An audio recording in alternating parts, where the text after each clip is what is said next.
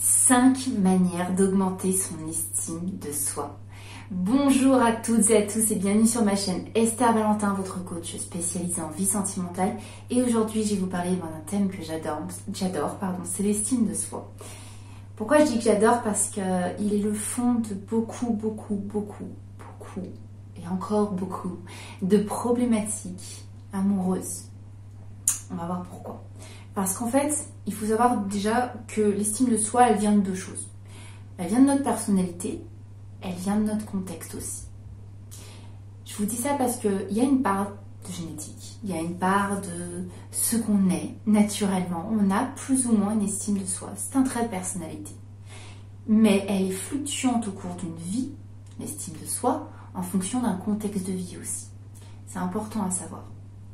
Et quand je vous dis que c'est important par rapport aux relations amoureuses, c'est parce que bien souvent, elle est à l'origine de notre fonctionnement dans notre relation amoureuse.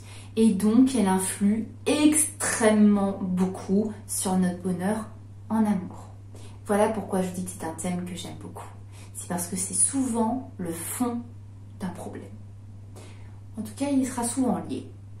Pas toujours, on n'est pas sûr du 100%, mais grandement. Donc on va parler ici, si vous avez déjà vu, si vous êtes déjà au courant, vous manquez d'estime et que vous vous demandez comment ça s'augmente. Où sont les bases? Qu'est-ce qu'on fait pour augmenter cette estime? Ok Esther, c'est bien sympa, je sais que je manque d'estime de moi, j'ai un peu l'estime de moi défaillante. T'es bien gentil, qu'est-ce que je fais? On va travailler sur plusieurs points. Il y a 5 fondements. 5 fondements dont je vous parle dans mon petit e-book. Donc je vous donne déjà des clés sur le fait d'augmenter son estime de soi. Donc n'hésitez pas à le télécharger, il est gratuit là en barre de description juste en dessous de cette vidéo. Mais on va quand même parler ici de 5 manières de pouvoir augmenter son estime de soi. Donc déjà, on va parler de votre manière de vous exprimer. Pas seulement de vous exprimer aux autres. Aussi, mais pas seulement. J'entends par là que votre manière de vous exprimer sur vous-même et sur la vie en général.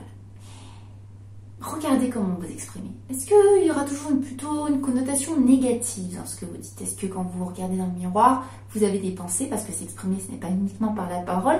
Quelles sont vos pensées vous concernant? Comment vous vous exprimez quand vous parlez de vous auprès d'une autre personne? Réfléchissez un instant. Comment vous parlez de la vie? Est-ce que vous êtes plutôt le type de personnalité qui va dire... qui va répondre à la question comment s'est passée ta journée? Oh, génial, j'ai une amie qui m'a écrit, ça fait super longtemps que j'avais pas de nouvelles, elle m'a trop fait rire. Et puis mon collègue, il a envoyé son café partout, bien fait pour lui parce que je l'aime pas, c'était trop marrant. Puis j'ai rigolé avec une autre collègue, parce qu'il vraiment il nous insupporte. Enfin, est-ce que vous répondez ça ou est-ce que vous allez porter surtout votre intérêt sur oh, j'étais bloquée dans les bouchons, je suis crevée, j'en ai ras-le-bol. On a le droit, ça veut pas dire qu'il faut pas être négatif. Hein. Je dis juste que regardez où vous portez de l'importance quand vous exprimez. Regardez la manière que vous avez de vous exprimer face à la vie, la manière que vous avez, la vision que vous lui portez. Où est votre importance? Quand vous parlez de vous, non, moi je suis timide, je sais pas, j'oserais pas, je vais pas parler devant tout le monde. Là, ce que je veux entendre, c'est plutôt pour l'exemple de la timidité. Alors, je suis pas très à l'aise en public, mais il y a un moment, je vais y aller. Je vais trouver un truc, je vais prendre des cours de voix, je vais faire quelque chose, tu vas voir, je vais être au top. Vous voyez les deux mindset, alors moi l'anglais, hein, ils sont très très différents. C'est vraiment deux visions, deux façons de faire différentes. Ça se travaille, je vous rassure, ça se bosse. C'est pas inné, c'est pas comme ça, on peut avoir un schéma, même un modèle qui nous entraîne à fonctionner plus comme ça. Mais il faut vraiment comprendre que quand je vous dis de regarder comment vous exprimez, regardez les mots que vous employez. Ça va être important. Regardez votre vocabulaire. N'hésitez pas à demander aussi à des proches quel vocabulaire j'ai l'habitude d'utiliser quand je parle de ça ou quand je parle de moi.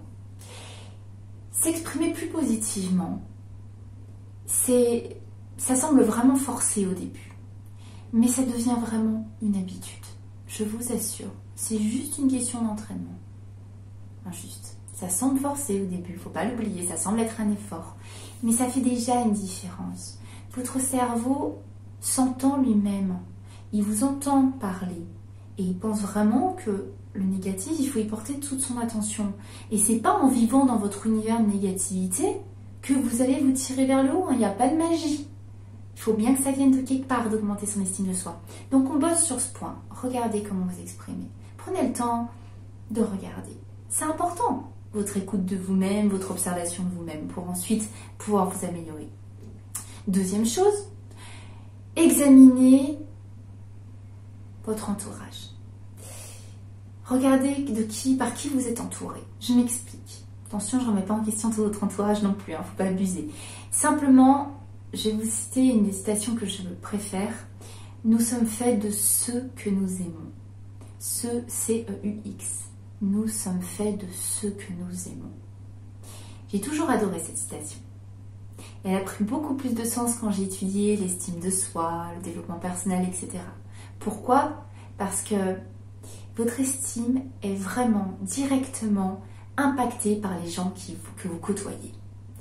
Votre estime est construite en image de ce que le monde vous renvoie.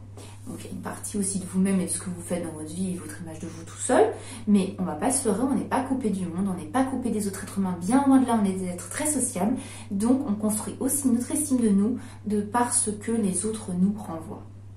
Donc, si vous vous entourez de personnes positives et motivantes, naturellement, vous êtes influencé le plus positivement possible pour avoir une estime de soi qui s'élève. Si par contre, vous êtes entouré de personnes qui pompent votre énergie, ou qui sont plutôt de nature toxique, ou qui sont toujours négatives, comme je vous l'ai dit, il n'y a pas de secret, il n'y a pas de miracle. Vous allez naturellement plus galérer à augmenter votre estime de vous. Ça va être plus facile d'être tiré vers le bas par des personnes qui se tirent constamment vers le bas. Logique, vous n'êtes pas coupé du monde, vous êtes très influencé par votre environnement. Même si vous avez beaucoup d'estime de vous, vous êtes quand même très répondant à votre environnement et votre entourage, on ne va pas se leurrer. Donc regardons notre entourage, regardons si ces personnes-là sont motivantes et si elles nous encouragent à aller dans ce sens-là, ou si plutôt c'est des personnes qui nous pompent notre énergie. Et dans ce cas-là, on n'hésite pas à prendre un petit peu de recul le temps qu'il faut, le temps qu'on se sente bien, à diminuer peut-être les échanges et à s'entourer de personnes qui nous motivent, qui sont dans la même direction que nous. Ça nous tirera toujours vers le haut et ça nous donne un contexte beaucoup plus serein pour faire notre travail d'augmenter notre estime de nous. Le troisième point, ça va être de vraiment faire et de s'organiser des choses qui vous font du bien. J'entends par là que ce qui vous fait du bien, je parle physiquement, je parle émotionnellement et du bien à votre esprit. Organisez-les. Mettez-les plus fréquemment dans votre agenda. Prenez du temps pour le faire régulièrement, pas juste une fois. Je rappelle, physiquement, mentalement et du bien à l'esprit aussi. Pourquoi je dis ça? Parce que notre estime, elle passe vraiment par ces trois domaines. Le physique, le mental, l'esprit. Quand je dis le physique, on ne peut pas prendre soin de son corps et espérer augmenter son estime de soi. Ça ne veut pas dire se mettre des objectifs qui sont inatteignables. Ça veut juste dire en prendre soin. Ça veut juste dire se faire du bien physiquement. Un petit massage, du sport, avoir de l'attention pour son corps et voir ce qui lui fait du bien. Mentalement, émotionnellement, pardon, je me suis trompée tout à l'heure, physiquement, émotionnellement et mentalement. Émotionnellement, qu'est-ce qui me fait rire? Qu'est-ce qui me fait sentir bien? Là, j'y vais, je m'en donne à cœur joie et j'y retourne. Et mentalement, qu'est-ce qui soulage mon esprit? Est-ce que c'est m'isoler et faire un petit peu de méditation? Est-ce que c'est de la lecture? Est-ce que c'est me cultiver avec de la lecture vraiment sur le développement personnel, par exemple? Et j'y retourne, je m'en procure. L'estime de soi passe par ces trois domaines, il n'y a pas de secret. Le quatrième point pour augmenter son estime de soi, ça va être de regarder ce que vous avez. Et oui, d'apprendre à porter un regard et de l'attention à ce que vous avez déjà. J'entends encore une fois par là, j'adore cette expression apparemment, reconnaissez tous les efforts que vous avez mis en place, tous les efforts que vous avez déjà faits et que vous faites encore pour obtenir ce que vous avez déjà. Prenez le temps, regardez autour de vous, refaites votre parcours. Rien ne vous est tombé tout cul dans la bouche. Rien n'est venu par magie. Ou alors donnez-moi le secret, contactez-moi vite et donnez-moi le secret. Mais plus sérieusement, prenez le temps de reconnaître que chaque meuble peut-être qui vous entoure, ou chaque chose, chaque acquis que vous avez, chaque chose, vraiment dans le détail, a été certainement le fruit d'un effort de votre part. Prenez le temps de le reconnaître. Prenez le temps de réaliser que pour obtenir ce que vous avez déjà, il est nécessaire d'avoir de la reconnaissance. Il est nécessaire de vous remercier un instant. Tout simplement parce que ça fait du bien à l'estime de réaliser ce que vous avez déjà, parce que le cerveau va constamment se concentrer sur ce qui lui manque. Et quand on se concentre constamment sur ce qui nous manque, on se génère de l'insatisfaction. Quand on se met constamment sur de l'attente, ah oui, mais moi je voudrais avoir plus grand, etc. Est-ce que sincèrement vous pensez que ça va augmenter votre estime de vous? Ah, moi j'ai moins que lui, j'ai moins que ça, il me manque ça, il me manque ça. Ça va pas vous tirer vers le haut. C'est bien de le réaliser pour vous mettre des objectifs futurs, certes, ça n'y a pas de souci, mais ce n'est pas par là que vous allez augmenter votre estime de vous. Prenez un temps pour regarder ce que vous avez déjà et ce que vous avez fait pour tout avoir. Quand je dis vous avez, ça soit aussi matériel, que ça soit des compétences personnelles, que ça soit votre évolution personnelle, peu importe ce qui est déjà acquis. Prenez le temps de la gratitude envers vous, d'avoir mis en place tout ça pour l'obtenir. Et ça va aller avec la dernière chose pour augmenter son estime de soi. Récompensez-vous. Vraiment, n'attendez pas des occasions spéciales. Récompensez-vous. On a vu tous les fruits de votre effort au cours d'une vie pour avoir déjà ce que vous avez. À quel moment vous êtes arrêté en disant « Je mérite de m'offrir cette jolie montre, je mérite de m'offrir ce petit massage, je mérite... » Non pas d'aller chez le coiffeur parce que c'est habituel, mais de prendre le temps de se dire « Je vais me faire ce cadeau parce que non seulement je me chouchoute, mais non seulement, au vu de ce que j'ai déjà accompli dans ma vie, c'est bien mérité. » Récompensez-vous. Généralement, on ne fait des cadeaux et on ne fait de la reconnaissance qu'aux gens qu'on aime pour qu'ils se sentent gratifiés et valorisés. Et à votre avis, l'estime de soi, est-ce que c'est pas de la valorisation personnelle? Eh bien, exactement. On doit se valoriser et ça passe par ces étapes.